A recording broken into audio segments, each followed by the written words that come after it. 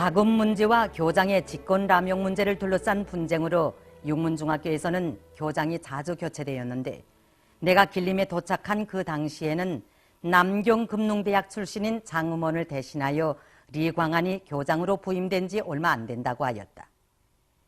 교장을 4번이나 갈아치운 것만 보아도 육문중학교가 정의와 법도를 얼마나 중시하는 학원인가 하는 것을 알 수 있었다.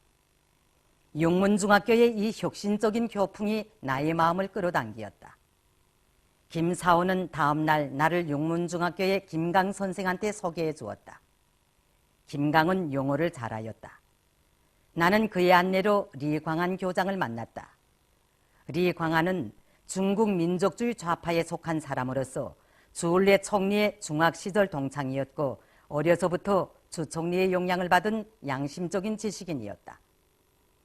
내가 주 총리와 리광안 교장의 연고관계를 알게 된 것은 수십 년의 세월이 지난 뒤였다. 언젠가 나는 우리나라를 방문한 주울레 총리를 만나 청년 시절을 회고하면서 나에게 많은 도움을 준 중국 사람들에 대하여 이야기하다가 리광안 교장의 이름을 들었다. 주 총리는 그 말을 듣자 여간만 반가워하지 않으면서 자기가 천진에서 남계대학 부속중학교에 다닐 때 그와 같이 공부하였다고 하였다. 리광안 교장은 그날 나에게 학교를 졸업하면 장차 어떤 일을 할 생각인가고 물었다. 내가 나라를 찾는 일에 한몸 바치고 싶다고 서슴없이 대답했더니 그는 아주 좋은 포부라고 긍정해 주었다. 흉금을 토친 다마의 독이라고 할지 리광안 교장은 1학년을 고치지 않고 2학년에서 공부하게 해달라는 나의 요구도 쾌히 들어주었다. 청년학생운동과 지하활동을 하던 시기 나는 이 선생한테서 여러 번 도움을 받았다. 그는 내가 혁명사업 때문에 자주 결석한다는 것을 알면서도 눈을 감아주었으며, 군벌당국에 매수된 반동교원들이 함부로 나를 건드리지 못하도록 이모저모로 보호해 주었다. 군벌이나 용사관 경찰들이 나를 붙잡으러 올 때면 미리 연락하여 울타리 밖으로 빼돌리기도 하였다. 교장이 양심적인 지식인이다 보니 그 밑에서 많은 사상가들이 발을 붙이고 일할 수 있었다. 내가 육문중학교에 입학하고 돌아오자 오동진 부부는 나에게 학교를 졸업할 때까지 기숙사에 들어가지 말고 자기네 집에서 다니라고 하였다. 사실 그때 내 처지로서는 참으로 다행한 일이었다.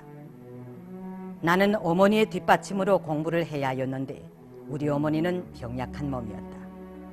어머니는 겨울이나 여름이나 하루 종일 쉬지 않고 삭발리와 삭바느질로 품을 팔아서 한 달에 3원 정도씩 나에게 보내주었다. 그 돈으로 월사금과 공책값, 교과서 값을 대고 나면 신한콜레 사신기가 힘든 형편이었다. 이런 처지에서 나는 아버지 친구들의 권고와 호의를 받아들이지 않을 수 없었다. 나는 길림에 가서 처음에는 오동진의 집에 있으면서 학교에 다녔고, 그가 체포된 다음에는 장철호의 집에 한 1년, 현묵관네 집에도 몇 달, 그리고 오동진의 후임으로 정의부에 사령을 하던 리용의 집에도 얼마간 가 있었다. 당시 길림에 있던 용사들이 대체로 아버지하고 친분이 깊은 사람들이어서 여러모로 나를 돌봐주고 사랑해 주었다. 나는 아버지의 친구들의 집에 자주 드나드는 과정에 독립군 간부들과 독립운동 지도자들을 많이 알게 되었으며, 길림에 드나들던 각양각색의 많은 사람들을 만나보게 되었다. 그 당시 정의부 간부들은 거의 다 길림에 상주하고 있었다. 정의부는 행정, 재무, 사법, 군무, 항무, 외교, 검찰, 검독 등 어마어마한 중앙기구와 지방기관까지 꾸려놓고 관할구역의 조선 동포들한테서 세금까지 받아내면서 한계 독립국가와 맞먹는 행세를 하였다. 이 방대한 기구를 보호하기 위해 정의부는 150여 명의 군인들로 조직된 상비적인 중앙호위대까지 가지고 있었다.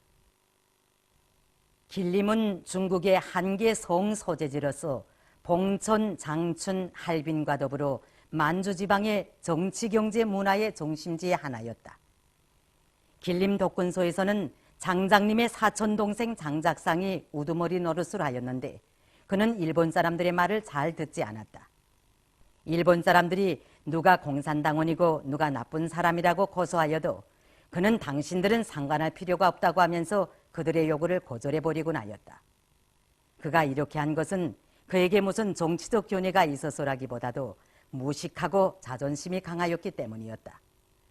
그의 이러한 특징이 혁명가들과 사회운동자들에게 유리한 조건을 지어주었다. 만주 지방으로 이주해온 조선 사람들의 대부분이 또한 이 길림성에서 살고 있었다. 이러한 사정으로 하여 일본 군경들에게 쫓겨다니는 조선 독립운동자들과 공산주의자들이 길림에 많이 모여들게 되었다. 그래서 이 도시는 자연히 조선 사람들의 정치 활동 무대로 되었으며 그 중심지를 이루게 되었다.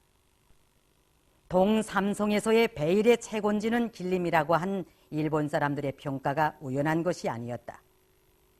길림은 1920년대 후반기 만주에서 조선민족주의 운동의 기본 세력이었던 정의부, 참의부, 신민부의 순회들의 집결처로 되어 있었다. 독립운동자들이 신문을 발간하고 학교를 세우는 일은 화전, 흥경, 영종 같은 데서 많이 하였지만 실제 그 순회들이 모여 활동한 것은 길림이었다. 에멜파, 화요파, 서상파와 같은 종파 분자들이 제각기 자기 파의 세력을 확장하기 위하여 돌아치던 것도 바로 길림이었다.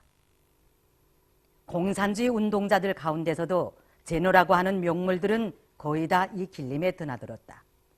민족주의자, 공산주의자, 종파분자, 망명자 등 별의별 사람들이 다 여기로 모여들었다. 새 곳을 지향하고 진리를 찾아 못 이기는 청년 학생들도 이 성시로 찾아왔다. 한마디로 말하여 길림은 형형색색의 사상조류가 집결된 곳이라고 할 수 있었다. 여기에서 내가 공산주의 기치를 들고 혁명활동을 벌였다. 내가 길림에 왔을 때 트드의 몇몇 성원들은 화전에서 약속한 대로 이 도시에 와서 문광중학교를 비롯한 시내 학교들과 기관구, 선창 등에 적을 붙이고 있었다. 그들은 내가 길림에 나타났다는 소문을 듣기 바쁘게 오동진 사령의 집으로 뛰어왔다. 돈이 귀하고 마실 물이 귀하고 뺄 곳이 귀하지만 책이 많아서 좋다는 것이 그들의 길림 인상이었다. 나는 책이 많으면 배고픈 고생과도 타협할 수 있다고 농을 하였다. 그것은 나의 진정이기도 하였다. 그들도 육문중학교에 대해서는 좋은 인상을 가지고 있었다. 교직원들 중에 국민당 우파도 있지만 절대 다수의 교원들은 공산당 계열이 아니면 삼민주의의 숭배자들이라는 것이었다. 그런 말을 들으니 마음이 놓였다. 후에 판명된 데 의하면 상월 선생도 공산당원이었고 마준 선생도 공산당원이었다고 한다. 우리는 새로운 고장에서 혁명의 진리를 마음껏 배우며 트드의 목적을 실현하기 위해 있는 힘을 다 바쳐 싸워나가자고 결의하였다. 화전에 남아있던 트드의 성원들도 활동 무대를 찾아 무성현, 반석현, 흥경현, 유아현, 안도현, 장춘현, 이통현 등 만주 일대의 조선인 거주지역들로 떠나갔다. 그들 가운데는 출신 중대에 돌아가 다시 독립군의 모자를 쓴 동무들도 있었다. 길림과 같이 복잡한 도시에서 얼마 되지 않는 핵심들을 가지고 만 사람이 우리의 목소리를 귀담아 듣게 하며 트드의 이념을 실현하기 위하여 싸운다는 것은 허란 일이 아니었다.